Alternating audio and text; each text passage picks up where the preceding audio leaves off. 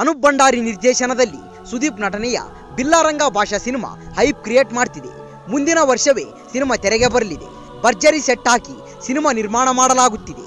PAN India ಮಟ್ಟದಲ್ಲಿ cinema ಮೂಡಿ ಬರುತ್ತಿದೆ. ಸುದೀಪ್ ಬಿಟ್ಟರೆ ಬಿಲ್ಲಾರಂಗ ಭಾಷಾ ಸಿನಿಮಾ ಸ್ಟಾರ್ ಕ್ಯಾಸ್ಟ್ ಬಗ್ಗೆ ಯಾವುದೇ ಮಾಹಿತಿ ಇಲ್ಲ.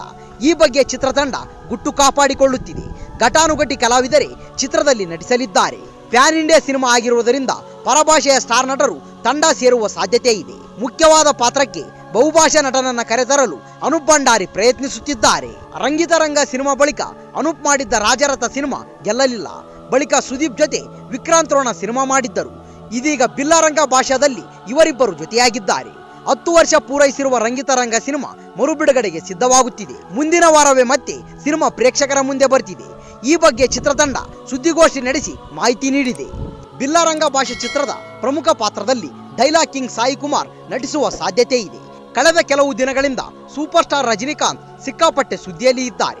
ಒಮ್ಮೆ ಕೂಲಿ ಸಿನಿಮಾದಿಂದ ಸುದ್ದಿಯಲ್ಲಿ ಇದ್ದರೆ ಇನ್ನೊಂದು ಕಡೆ ಜೈಲರ್ 2 ವಿಚಾರವಾಗಿ ಸುದ್ದಿಯಲ್ಲಿ ಇರುತ್ತಾರೆ. ಸದ್ಯ ರಜನಿಕಾಂತ್ ಜೈಲರ್ 2 ಸೆಟ್ಟಿನಲ್ಲಿ ಚಿತ್ರೀಕರಣ ನಡೆಸುತ್ತಿದ್ದಾರೆ.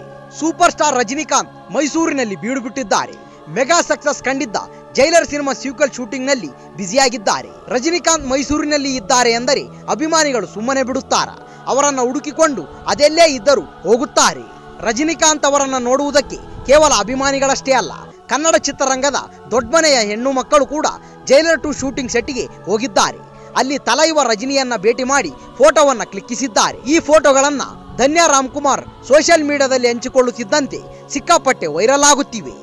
ರಾಕಿಂಗ್ ಸ್ಟಾರ್ ಸದ್ಯ ಟಾಕ್ಸಿಕ್ ಹಾಗೂ ರಾಮಾಯಣ ಸಿನಿಮಾಗಳಲ್ಲಿ ಬ್ಯುಸಿಯಾಗಿದ್ದಾರೆ.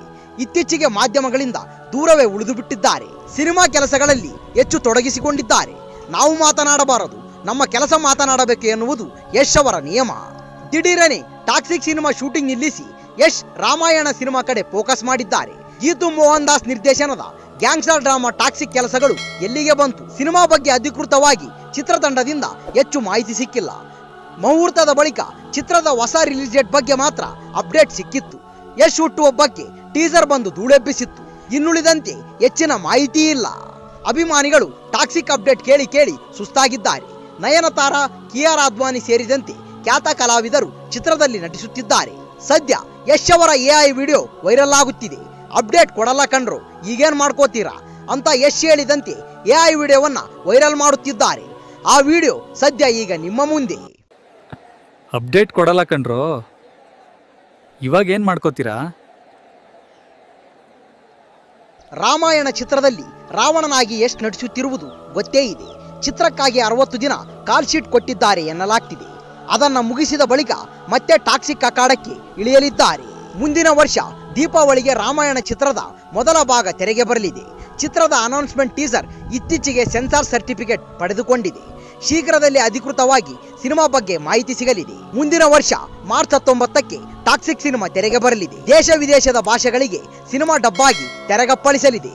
ತೆಲುಗು ನಟ ಜೂನಿಯರ್ NTR ಬ್ಲಾಕ್ ಬಾಸ್ಟರ್ ಸಿನಿಮಾಗಳಲ್ಲಿ ನಟಿಸುತ್ತಿದ್ದಾರೆ. ಮುಂದೆ ಮತ್ತಷ್ಟು ಇಂಟ್ರೆಸ್ಟಿಂಗ್ ಪಾತ್ರಗಳಲ್ಲಿ ಪ್ರೇಕ್ಷಕರ ಮುಂದೆ ಬರ್ತಿದ್ದಾರೆ. ಇದೀಗ ಬಾಲಿವುಡ್ ಅಂಗಳಕ್ಕೂ ತಾರಕ್ ಜಿಗಿದಿದ್ದು ವಾರ್ 2 ಚಿತ್ರಕ್ಕೆ ಕೌಂಟ್ ಡೌನ್ ಶುರುವಾಗಿದೆ.